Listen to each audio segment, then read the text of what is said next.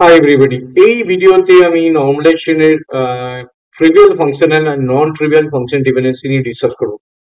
তোমরা এই ভিডিওর প্রথম থেকে শেষ অবধি দেখো এবং প্রত্যেকটা টপিক খাতায় লিখে নাও আমি যা বোঝাচ্ছি, তাহলে তোমাদের প্রত্যেকটা কোয়েশ্চেন কভার আপ হয়ে যাবে। একটা থিওরিটিক্যাল কোয়েশ্চেন আছে ট্রিভিয়াল আর নন ট্রিভিয়াল ফাংশনাল ডিপেন্ডেন্সি।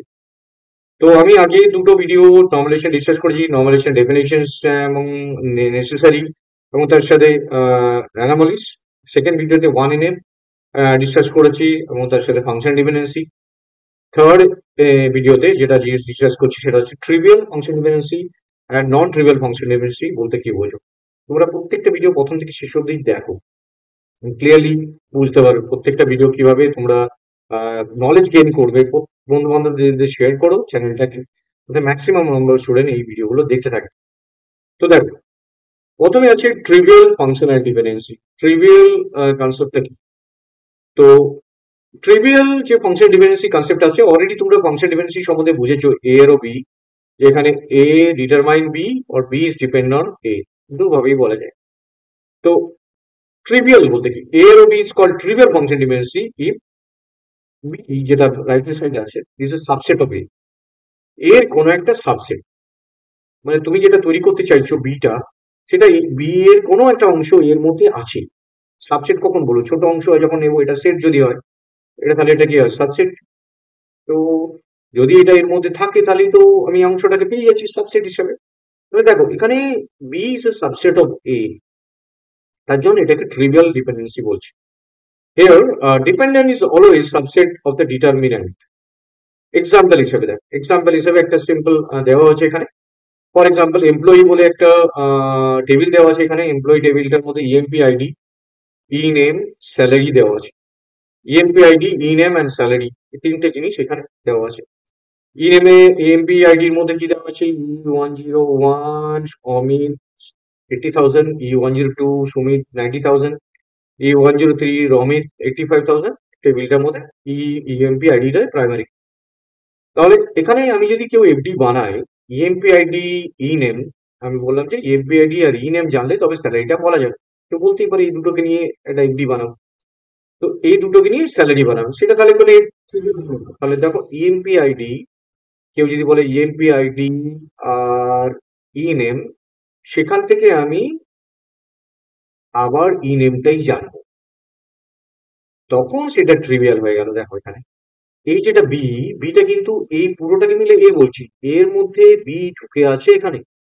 তার মধ্যে এর মধ্যে যদি বি থেকে থাকি তাহলে ওটা ট্রিভিয়াল হয়ে যাচ্ছে। তার মানে এটা trivial dependency. EMP ID E name থেকে যদি আবার ই নেমই জানি, তাহলে ট্রিভিয়াল ডিপেন্ডেন্সি। দেখো ইএমপি আইডি থেকে ইএমপি আইডি, তাহলে এটাও ট্রিভিয়াল। আমি ইএমপি আইডি থেকে ইএমপি আইডি জানছি, মানে এটা এ, এদিকে বি, এটাও কেউ লিখতে পারে, তাহলে ট্রিভিয়াল।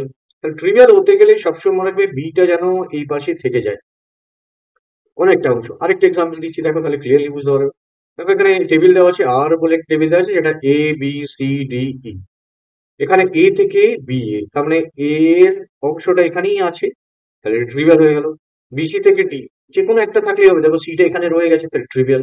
সিডি থেকে ডি, ডিটা এখানে আছে এখানেও আছে, মানে দুদিকেই থেকে গেল, মানে ট্রিভিয়াল হয়ে গেল। আর যদি ধরো এরকম লিখতো কেউ, এ থেকে বি আর সি, দেখো বিসির কোনো অংশ এখানে নেই, তার মানে এটা নন ট্রিভিয়াল।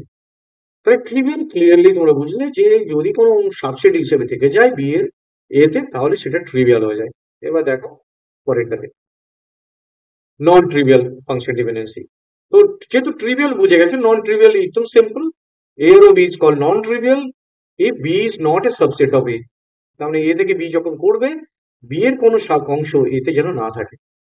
তাহলে নেম, রোল, মার্কস সিম্পল। এখানে দেখো রোল থেকে মার্কস জানছি, তাহলে রোল আর মার্কস আলাদা আলাদা, কেউ কারোর সাথে ডিপেন্ড না, এটা হচ্ছে নন ট্রিভিয়াল।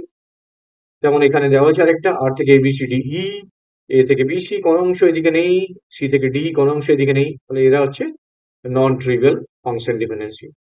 এটা ডেফিনিশন আছে মেনলি। এর সাথে আরেকটা কোয়েশ্চেন ডিসকাস করছি, যেটা হচ্ছে মাল্টি ভ্যালুড ফাংশনাল ডিপেন্ডেন্সি। দেখো এ থেকে বিসি, এটাকে মাল্টি ভ্যালুড ফাংশন ডিপেন্ডেন্সি কখন বলবো?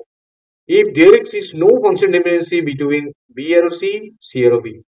তার মানে আমি এ থেকে বি নিলাম, তার মানে আমি বলতে পারি এ থেকে বিসি যেন জানতে পারি, বি আর সি নিজের মধ্যে যেন কমিউনিকেট না করে, বি সি কে কমিউনিকেট না করে, সি বি কে কমিউনিকেট না করে। যদি না করে তবেই সেটাকে বলবো মাল্টি ভ্যালুড ফাংশন ডিপেন্ডেন্সি।